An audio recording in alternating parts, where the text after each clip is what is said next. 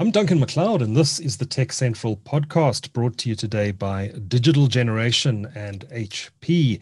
I'm joined now by Michelle Budde, who is Marketing and Sales Specialist at Digital Generation, or DG for short, for a discussion on the company and the work it does in South Africa's ICT ecosystem. Digital Generation, or DG, tell me a little bit about the company, what your main areas of focus are, and which industries you target specifically. We're an ICT lifecycle management company. We've been in the industry for about 21 years. And technically, we're called a reseller, but we rather see ourselves as an IT partner to our clients. We focus mainly on IT procurement, asset management, logistics, reverse logistics, and cloud solutions. We have clients that start from your startups, your big corporations, from banking, insurance, education, mining, motor industry, and public sector. And how big is the team? Where are your offices located? And do you operate outside the South African market as well? So we are about 200 staff count. We are nationwide. Some of our staff actually sit on premise with our clients. Okay. Otherwise, we have big head offices in Cape Town as well as Johannesburg. And then when it comes to outside of South Africa, we recently were acquired by Alviva. So we have that opportunity to leverage the companies that fall under Alviva. And one of those are the Alviva services. So they actually have a prominent space outside of South Africa. So we can partner up with them if it need be. Oh, interesting. Okay, so Alviva Holdings, for those who don't know, is a big IT distribution company in South Africa, by far the biggest, I think. When did the acquisition of DG take place? I think it was about 2 years ago. We've kind of just sunk in now to the official group and now starting to partner up with other companies to leverage services. Okay. And do you still have separate offices, or are there plans to amalgamate into the Alviva offices at some point? Currently, we are all separate. Okay. And the branding is going to stay separate as well? Branding is completely separate. We are our own company. I know you were keen to talk a little bit about Black economic empowerment, specifically looking at DG's contribution to be you're a level 1 contributor, which is the top level, right? Yes, DG is a level 1, 51% Black woman owned, with a strong belief in local development and empowerment. So why our level is so important is that we have a lot of relationships with the global OEMs and assist them to have local presence in SA, where clients need to partner up with level 1 BE vendors. Yes. So it's a partnership that works quite well. So what are some of the big international brands that you represent in the local market? We're a platinum partner with HP, but we are partnered with Dell, Lenovo, and the likes. We're talking about BE and the importance to global OEMs, or original equipment manufacturers, to go to market. And I suppose that helps them with their points and securing business here from South African companies and from the public sector as well. But you go beyond that as well. As DG, you do local supplier development. You've got internship programs in place as well. Tell us a bit about those. When it comes to supplying kind of and supporting local, an example is when we did our work from home strategy last year, we're not just that IT partner that sells IT equipment. We put together catalogs for our clients that enabled their workforce to make that transition quite easy. So we supply desks and chairs and monitors. So obviously you want to stick with your tier 1 on your devices, but we actually partnered up with a local supplier and supplied pop-up desks to our clients' workforce that didn't have desks at home and, were working from the couch or with their dining room table. So we fully support local businesses, and with our internship program, we prefer to hire those who were previously disadvantaged and give them work experience and build them up to get to where they essentially want to be. Good stuff. Now, Michelle, I said at the beginning of our discussion that we weren't going to talk too much about COVID, but I just wanted to get a view of, obviously this has impacted different industries in different ways. We know that some companies have actually benefited from this in the tech space, particularly. In fact, we see US tech stocks at record levels, driven higher by companies that are delivering solutions for work from home environments. I'm thinking things like video conferencing tools, software as a service solutions more broadly. So it hasn't all been bad news for businesses across the board. How has DG weathered the storm over the last 12 months, and what impact has it had on your business? We always had this slogan of, we get IT done desktop to data center. And when COVID hit, we kind of changed that and tweaked our little slogan to say, we're going to adapt and adopt, because that's essentially what you had to do during that time. Yeah. You had to work fast to get tech into country, which is one of the problems we had, which was stock shortages, and there was restrictions to get stock in. There was this huge demand, so the manufacturers had delays. You say there were stock shortages. I guess that was because of closed borders and all the rest during the hard lockdown. Has that situation at least started to ease a bit? Yes and no. So we're actually currently heading to another stock shortage, just because there's the second wave that's coming. We're trying to get ahead of the game, just like we did in the first wave, and ensure that our stock is on back order, and we are pulling in stock a lot quicker to preempt the delays that we had during the first wave. Okay. And in terms of working from home measures, I mean, you mentioned how you've been helping some individuals and some companies deal with the work from home situation. I think IT companies have tended to be better prepared to work from home, because just by the nature of the fact that they are tech companies. They have the tools of the trade at their disposal, and you're dealing with a bunch of techies who probably have high-speed internet connections at home as it is. But did you find any difficulties, any challenges in moving DG to a work from home type of situation? And were you able to help your clients do the same? Yeah, so we put our teams right out quite quickly. Obviously, we had done the rollout with the desks and the chairs and that, so we got our teams working quite quickly. But with the massive upsell in technology that we had now sourced and supplied, we were kind of stuck in the security and the asset management issue, because now you were having to kind of control tech that wasn't in the office. It was now in someone's home on their network. So trying to manage that was quite difficult, because you need a cloud solution now. So when it came to HP specifically, their proactive management solution was an item that we found by adding it to that bundle meant that it assisted the IT departments in that transition from office to home. Okay. Tell us a bit more about this HP solution. It's an add-on cloud asset management tool that you can put onto your device. And with the tool, it's not limited to just HP. So if your infrastructure does have the brand, you can integrate them. So it's an amazing tool that can check everything from a remote aspect and comes in 1 to 5 year plan options. Okay. How did your conversations with DG's clients change over the last 12 months? I imagine you're not having the same conversations you were a year ago. How have your clients' requirements changed from an IT perspective? So as I mentioned before, we're not in that market now where we just box dropping. Now it's kind of putting a whole solution together. You're not saying, do you want an HP ProBook? You're now saying, do you want the ProBook and this management tool with it? Are you equipped with the security features that are in place? It's completely changed from a product to a service discussion.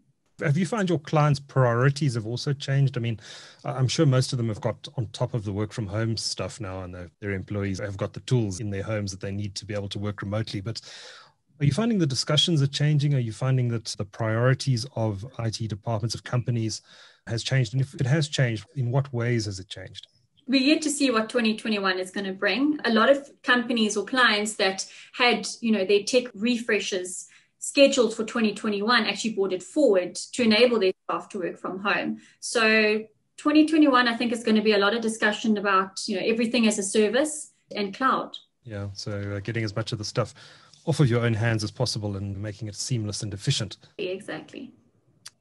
Great. Well, thanks, Michelle. I think we're going to wrap it up there. Michelle Budde is Marketing and Sales Specialist at Digital Generation, or DG. Thanks so much for your time and for speaking to TechCentral today.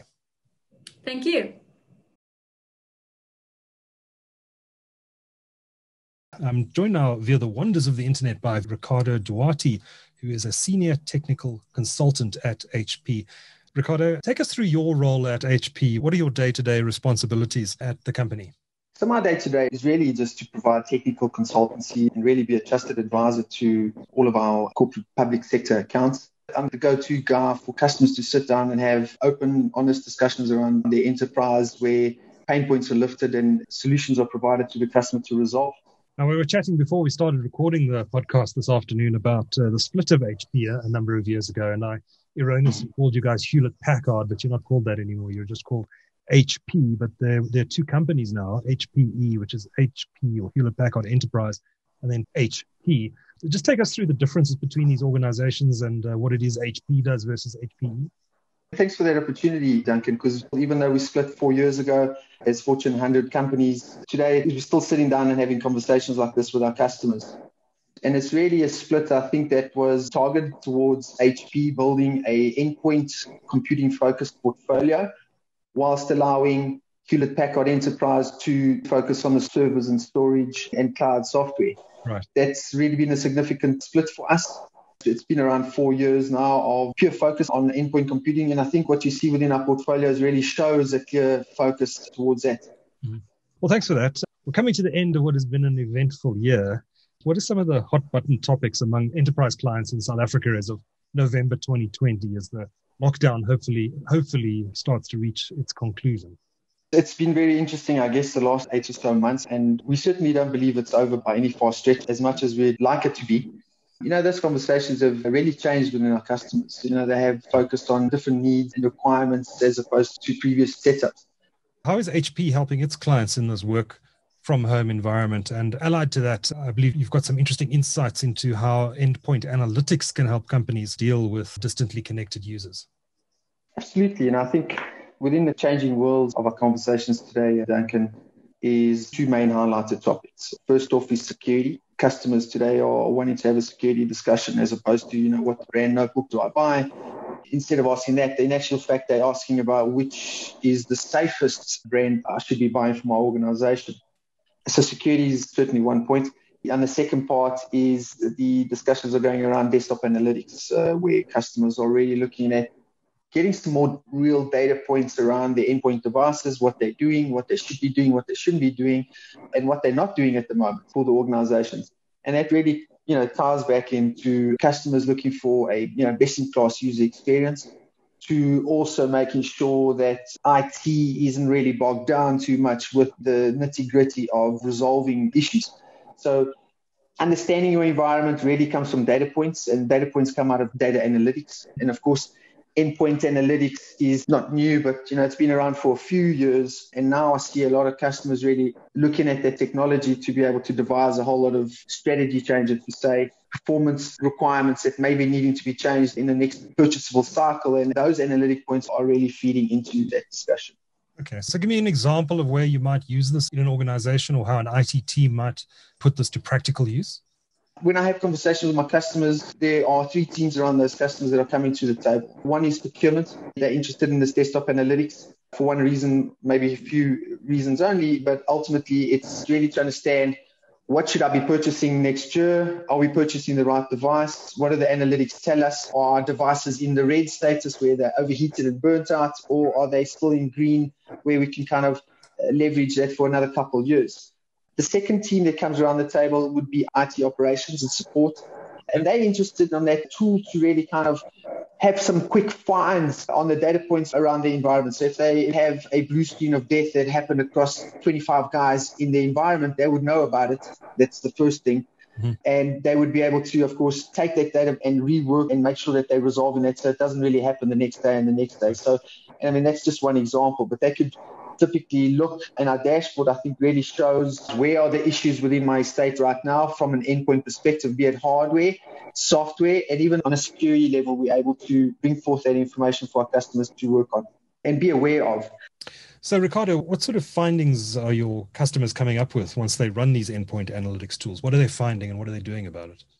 Well, ultimately, they're really finding what is not clear to them with users just logging calls, because I think most customers, if we ask you how your estate is it in red status, is it in green, is everything healthy or not? Most of the guys are really looking towards call statistics, right? And, how many calls were logged last month as opposed to this month, and that means we could be in green. That's a very dangerous move today, knowing how analytics really reports it through. Mm-hmm. So with the analytics really it's quite clear and cut. We literally grab data from the endpoint on a kernel level. So we're not looking at your files really. We're actually just looking at, Microsoft logs, event logs, what's happening on the machine. We also do some special stuff on the HPs. So we do predictive analytics on the HPs. Again, our analytics, and I need to make sure, Duncan, that you're clear on this, is not really for just HP machines, right? If you have any other type brand of notebook that's running Windows 10, you could load an agent, and that analytics will be obviously pulled through and pulled into a cloud console for you to view it. So it's not just really for HP machines, which is always news to our customers. They feel it's just for HP. It's really not. In fact, we go so far as even supporting Android and Apple as well, OSs. So we've really looked at this from an agnostic point of view. And that's what our customers really love, because a lot of our customers have a mix of environment today and they can't really go for a proprietary solution. They need to look at potentially something that they have 3 different flavors of devices within their environment. An agnostic platform would be key to look at. You mentioned the importance of cybersecurity, and it has come to the fore with the work from home environments. Please take us through how HP differentiates itself in the security space. We really differentiate ourselves by making sure that we secure our platforms from the core. And really what that means and translates to our businesses that we're providing product to is for them to, instead of saying, let's look for a decent notebook or desktop, for example, let's look for the most secure notebook, the most secure desktop. And that goes a long way because, traditionally now, if you're looking at security, cybersecurity today is a disruptive force. What we see today is predicted with cybercrime raising up to a $6 trillion problem by 2021. So that's certainly a shocker. They're saying that the average cost of breach is about $3.4 million, which is, roughly 50, 60 million rand. Yeah. And that starts to get to a concern with our customers. We're saying, look, it's not a matter of if we ever going to get attacked. It's when will we actually get attacked? Because an attack is going to happen. Right? Yeah. You can never say you're safe forever. Yeah. Attack's going to happen. And when that happens, we need to understand that our OEMs that we're working with are also bringing their security pie to the table to say, Mr. Customer, you are buying this brand, but, you're not just buying the brand and the quality, you're also buying a stack of security that's built under the hood that, to be honest, it doesn't cost you a cent. It's already there. Mm. So it's really just getting them to, understand the features and benefit from the value that we bring as security really leads our 3 pillars of innovation at HP. One of them is security. And it's really because of the size of the problem that we have. Today, what we see is 3 rising tides of security attacks, and one of them being firmware-based. And that's typically where you're having a BIOS rootkit injected into the BIOS table, and that code is below the operating system. And the operating system doesn't really know that it's been tampered with. And that's super dangerous for anybody. It kind of goes undetected. So we offer protection for that at the core and actually embedded on our system. So that makes a whole lot of sense and much more difficult to tamper with being an actual chip as opposed to a software agent. Do you have to just patch that firmware on a regular basis? Or do you have special hardware in your end user devices that can monitor for vulnerability? Sure. Ultimately, when HP began the journey of, it's not just the device, it's actually, it needs to be a secure device, was several years ago. I think SureStart, for example, which is a copy of your BIOS, which is an actual secondary chip on your board. So in the event that your machine starts up and it happens to realize that it doesn't match the master, it'll do a recovery within a couple of seconds unbeknown to the user.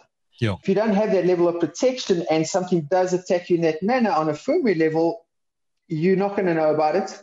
It's going to boot normally into Windows. Windows not going to know about it. And under the hood and below the operating system, you're going to be compromised. And you wouldn't even know. That's the problem. If you're compromised and you know about it, there's one thing.